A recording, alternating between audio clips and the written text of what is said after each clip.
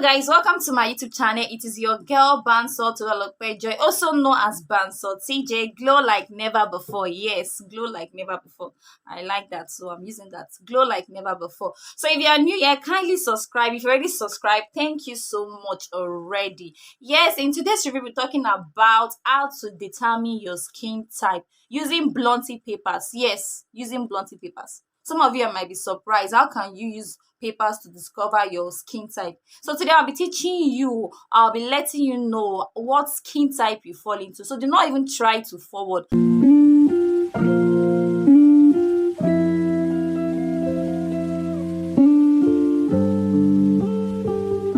Before, guys, I'll be telling you what type of skin you fall into, how to determine your skin type.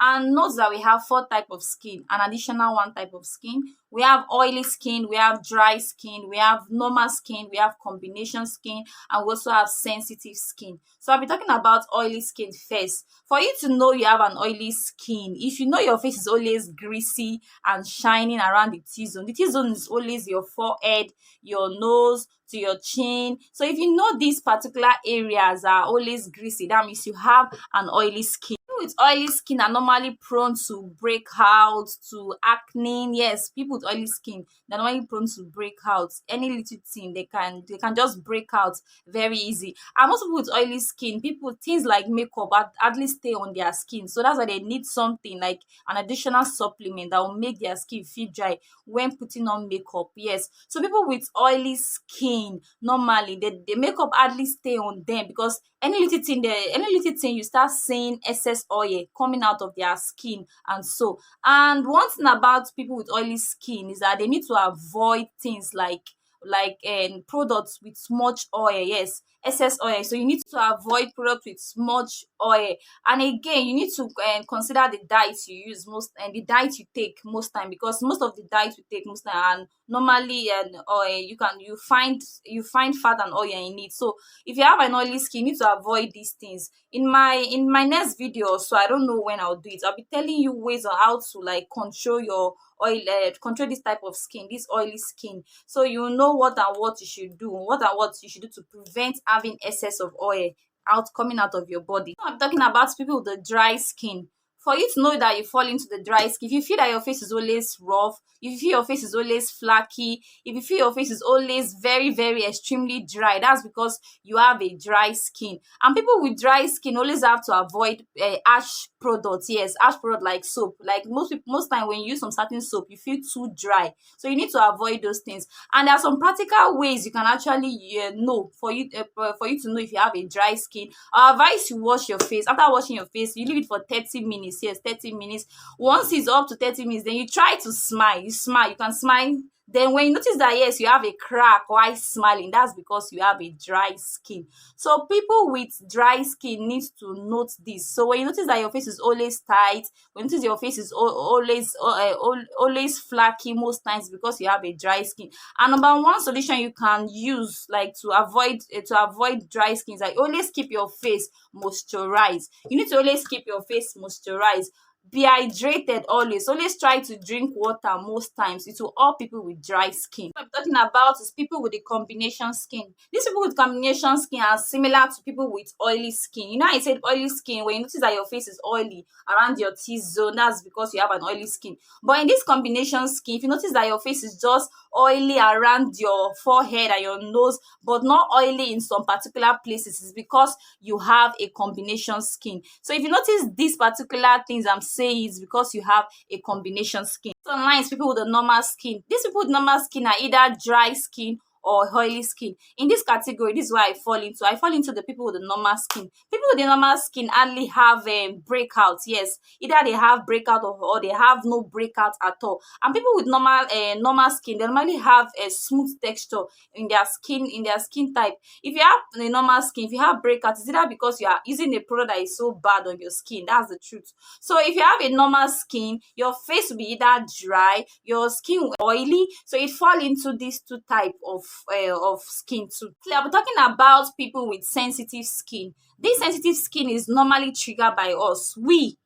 Us. Yes, because most times some of us use some products that are very harsh on our skin. In sensitive skin, is either you are dry sensitive skin, Is it that you are oily sensitive skin? Is it that you are normal sensitive skin, or you are combination sensitive skin? So most times, at times, when the product we use in our body might make our skin very sensitive. Yes, might damage our skin, because most times some of us use some product that are not very good at all, and you start feeling uncomfortable. Yeah, but yet some people don't stop that product. So please and please, when you notice that yes, you are using any product and it's very harsh on your skin and you are feeling itchy on your skin, you need to stop using it. Skin can be causes of allergies to our environment. Yes, sometimes when people change their environment, or they tend to affect them, tend to affect their looks at times. So when you know you are this kind of person, so you have to take note about it, so for you to avoid some things. And at times, most times, our sensitive skin can be causes of overdoing skincare too much. Yes, you keep taking care of your skin, maybe like scrubbing. Maybe you have to scrub maybe thrice in a week, or twice in a week, or once in a week, and you're scrubbing like 6 times in a week. My sister, my brother, there's no way I'm going to like avoid not having sensitive skin. So most times when you notice that yes, you've been doing this and you do trigger your sensitive skin, you need to stop this. You really need to stop this. It's not healthy at all. You keep touching always. Touching always can always cause sensitive skin to you. So I'll be giving a summary about everything I've said about the oily, the dry, the combination, the normal, and also sensitive skin on the screen. I know you are seeing it right now. So that's everything, the summary about everything I've been saying. So next online, we are going to practical ways of using blotting papers. Yes, practical ways of using blotting papers. I don't have the exact blotting paper we are to use, but still the same. We can still make use of this. I actually cut this out for one of my papers I'm using, so definitely we can still make use of this. So number one step for you to do the practical ways at home is, number one, you have to wash your face. Wash your face very well. After washing your face, then you leave for 30 minutes to get dry. After getting dry, then you place this blotting paper on your face, on your forehead, on your chin, on your T-zone particularly. So when you notice that yes, after placing this on your T-zone and it absorb any little oil on it, that's because you have an oily skin. Yes, that's because you have an oily skin. When you notice that after placing this and bringing it out, and you notice you don't have any oil at time or at all on this paper, that's because you have a dry skin. When you notice that you place this blotting paper on your face, you are either having no oily skin and also dry skin in some parts. That's because you have a combination skin. And when you also notice that yes, when you place this paper on your face, you are either having not either a dry skin or a oily skin. That's because yes, you have a normal skin. So guys, you can do this at home. Yes, you can do this at home. You don't need to go anywhere. You can just do this at home. You can get a light paper. Yes, if you don't, even though you don't have a blotting paper, though I'll be showing you guys a blotting paper on the screen. I know you're already seeing it right now. So that's a blotting paper. If you don't know blotting paper, I don't really have a blotting paper, but this one particularly can even do the work. Yes, the same thing can also do the work.